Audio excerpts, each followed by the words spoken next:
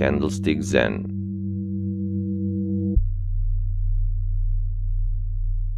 A beginning is a very delicate time. Know then, no matter what the year is, it is never too late to start trading. Trend following strategies are the easiest ones to learn. The easiest thing to trade is S&P 500 index, which is mostly in the uptrend.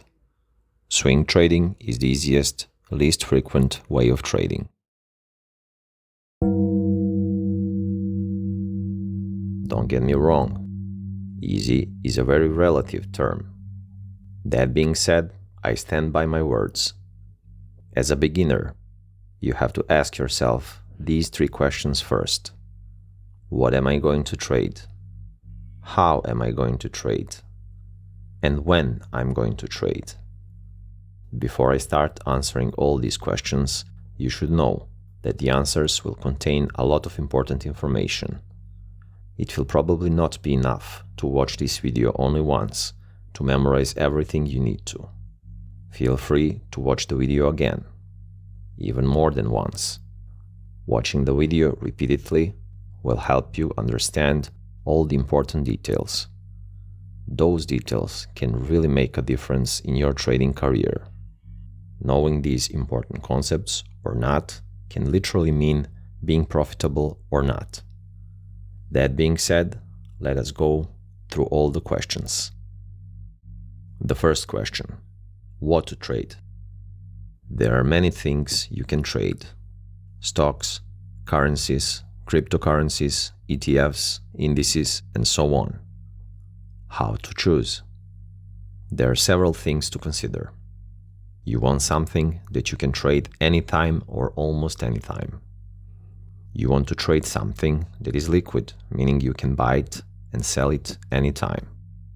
You don't want to buy something that you cannot sell afterwards. The other thing to consider is the volatility. How much the price of an asset moves up and down.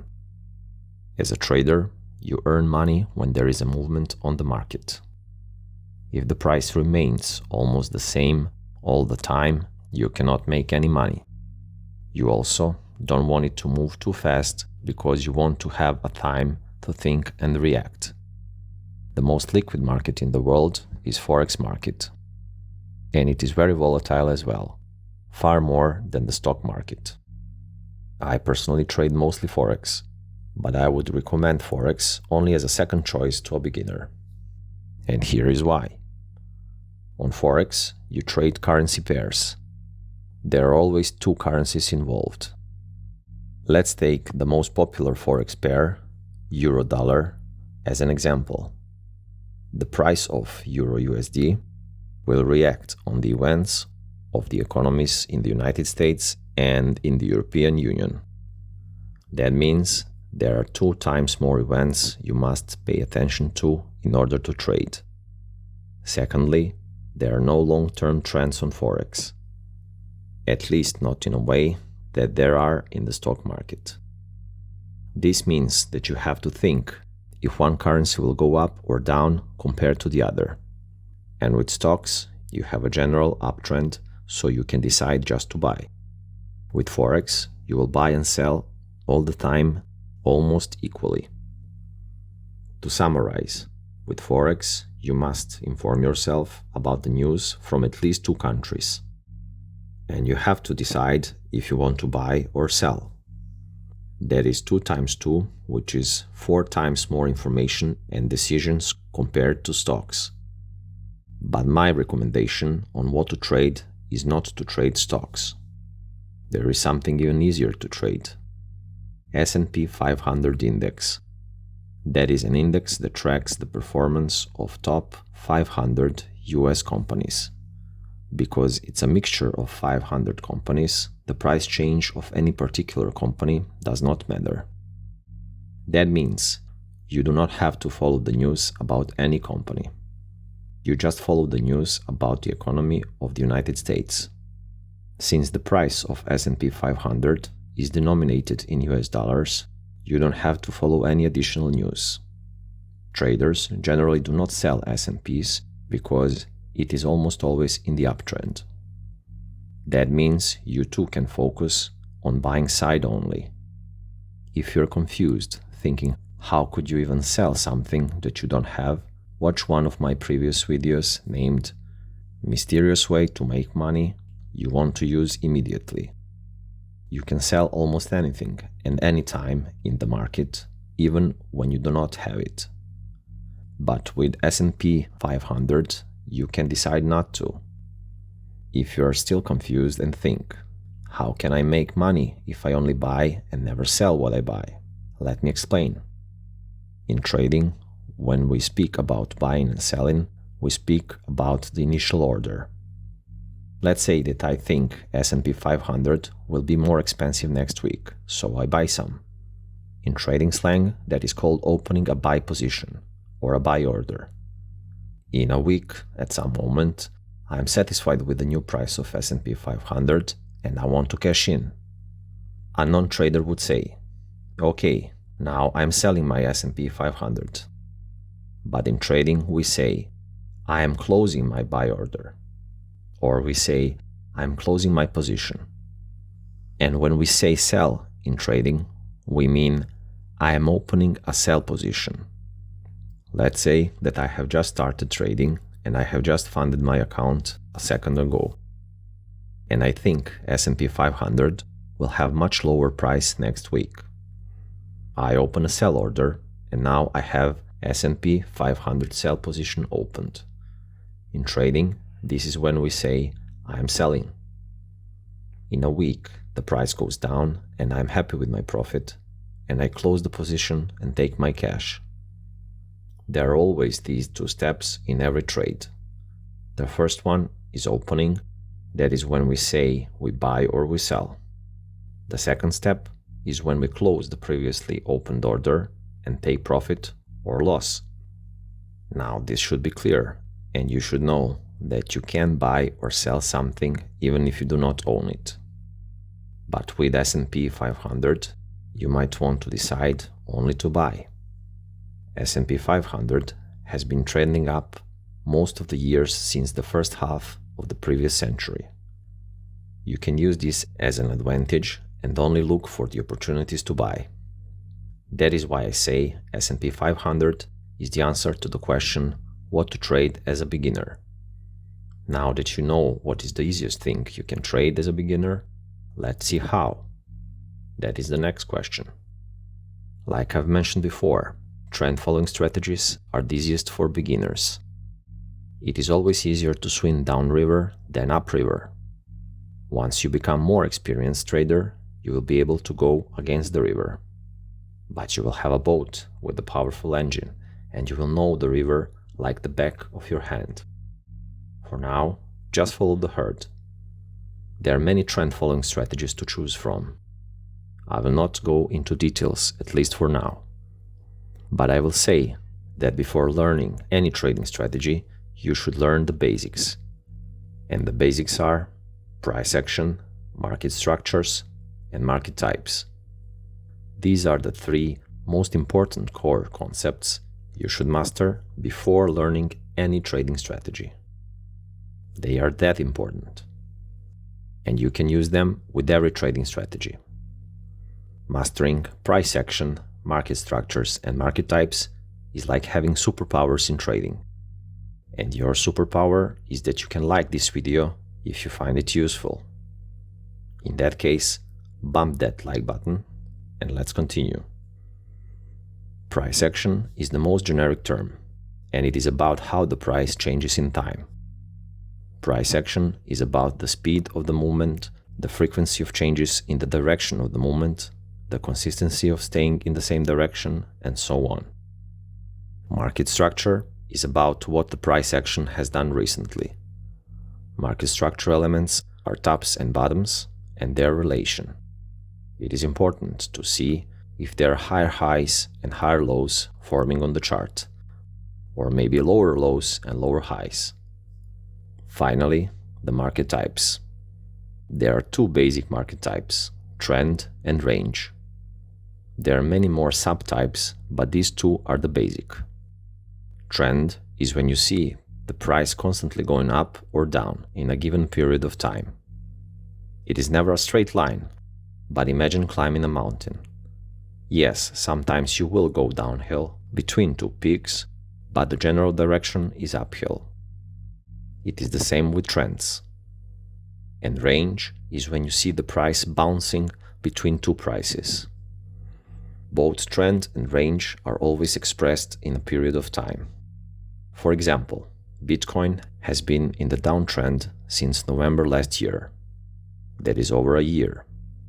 And in the same time, Bitcoin was in the range between $18,000 and $24,000 from June until November 2022.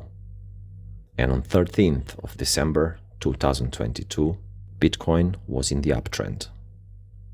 Here comes the billion-dollar question. Buy or sell Bitcoin?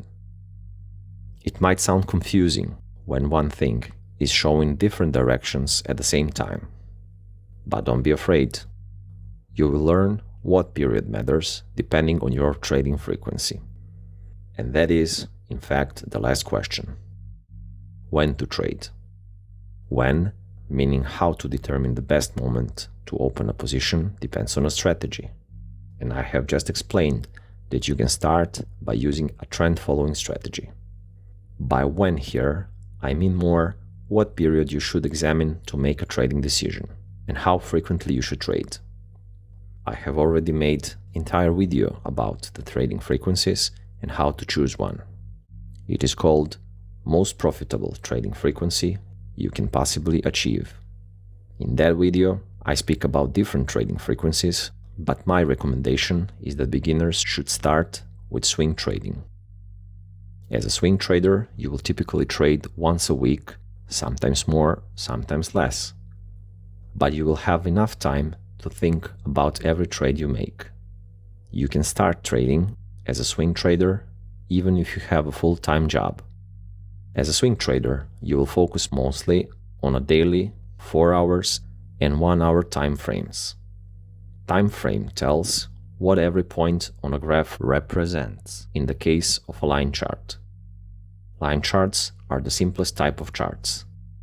On a daily line chart, every point represents the price at the end of that day. That price is called daily closing price. On a 4-hour line chart, every point represents the price at the end of that 4-hour period. That price is called 4-hour closing price, and so on. And there will always be a line connecting every two neighboring points. There are also candlestick charts. On candlestick charts, beside the closing price, you will see 3 more prices. For example, on a daily candlestick chart, you will see daily open price, daily high, daily low, and again, daily closing price.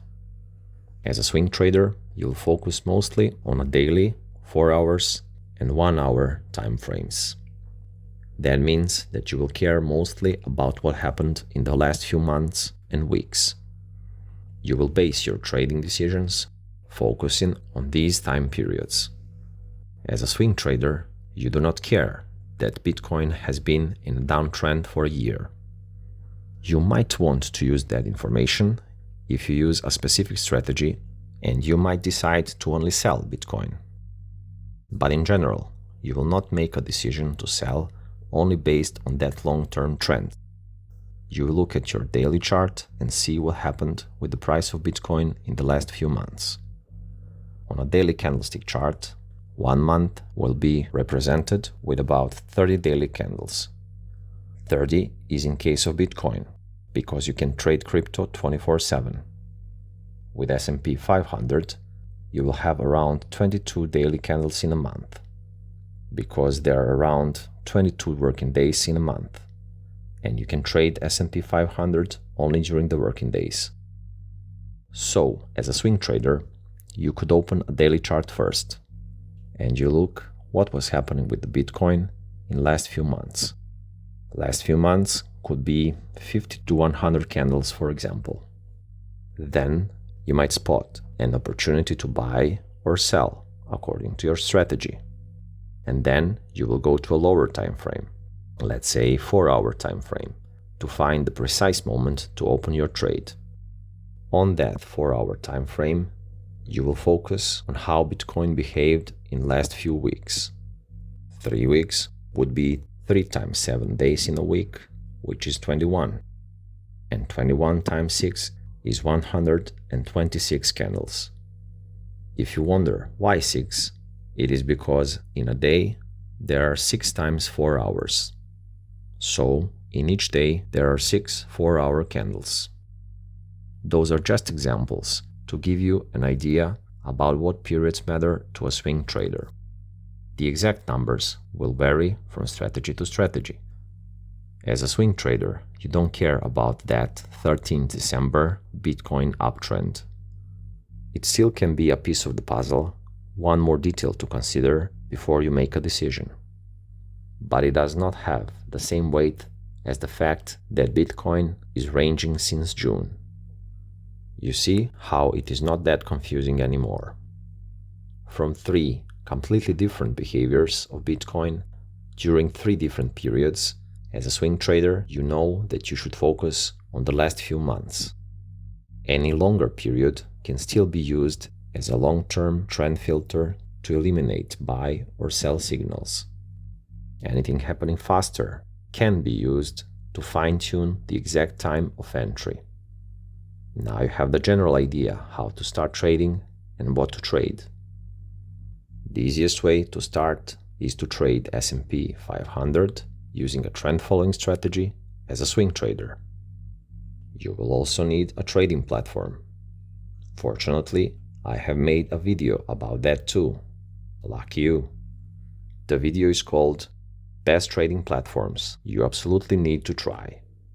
After watching that video, you will be able to choose a platform and start trading. Don't forget to subscribe and hit that bell button to get a notification when a new video is published. Until then, happy trading! I wish you success and fortune you dream about. You have already made the first step towards that dream. Candlestick Zen.